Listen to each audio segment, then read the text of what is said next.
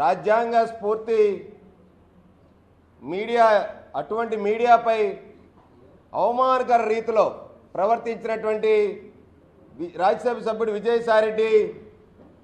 Media సోదరులందరికీ కూడా media యాజమాన్యాలందరికీ కూడా బహిరంగ క్షమాపణ చెప్పాలని చెప్పి అలాగే వైసీపీ పార్టీ విజయసాయిరెడ్డి నిన్న మీడియా మీద చేసినటువంటి వ్యాఖ్యలపై పూర్తి స్థాయిలో చర్యలు తీసుకోవాలి, పార్టీ నుంచి సస్పెండ్ చేయాలని చెప్పి నేను కోరుతా ఉన్నాను. నిన్న ఆయన మాట్లాడిన మాటలు చూస్తే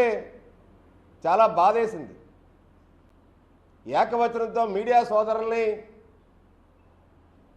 ఎలక్ట్రానిక్ మీడియాలో ఉన్నటువంటి చీఫ్ కరెస్పాండెంట్స్ని, యజమానుల్ని ఆయన సంబోధించినటువంటి మాటలు చూస్తే అసలు ఇంత కుసంస్కారిగా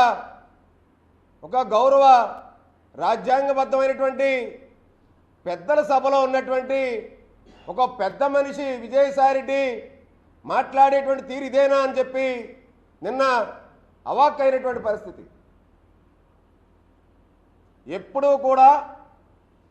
నిష్పక్షపాతంగా ముఖ్యంగా రాజకీయ నాయకులకి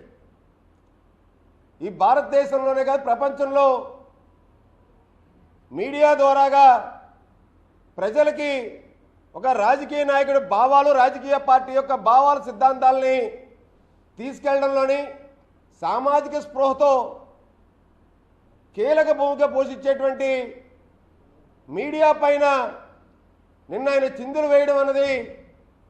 దీన్ని నేను ఖండిస్తూ ఉన్నాను. ఖచ్చితంగా విజయసాయిరెడ్డి మీద ప్రెస్ కౌన్సిల్ ఆఫ్ ఇండియాకి నేను ఫిర్యాదు చేస్తానని జరిగినటువంటి సంఘటన మీద. ఏదైనా మా వార్తలు వస్తే మేము దానికి సంబంధించిన ఆధారాలతో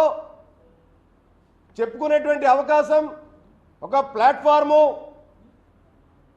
ఇవాళ మీడియా ద్వారాగానే ఉంటుంది. కేవలం అసలు మీడియా లేకపోతే పక్క వీధిలో ఉన్నటువంటి వాళ్ళకు కూడా మేము ఎవరమో తెలియదు,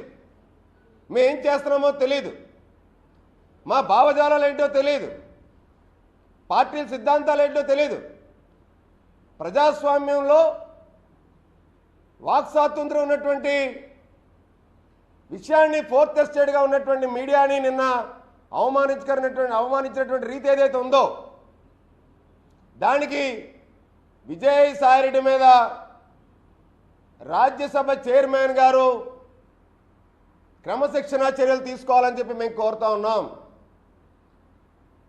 నిన్న ఇంతకీ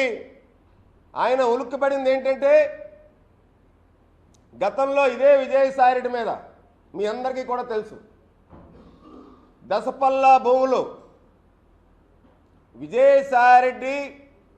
కుమార్తెకి అల్లుడికి కట్టబెట్టారని చెప్పి ఆధారాలతో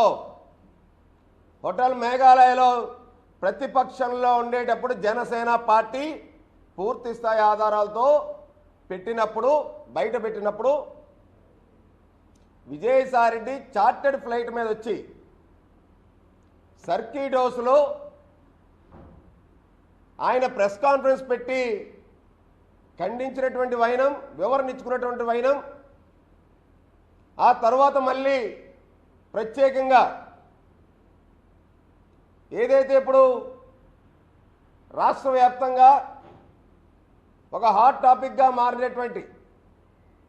విజయసాయిరెడ్డి ఒక అసిస్టెంట్ కమిషనర్ అధికారిని, అలాగే విజయసాయిరెడ్డి అనుంగా వ్యక్తి అయినటువంటి జీపీ గవర్నమెంట్ లీడర్ సుభాష్,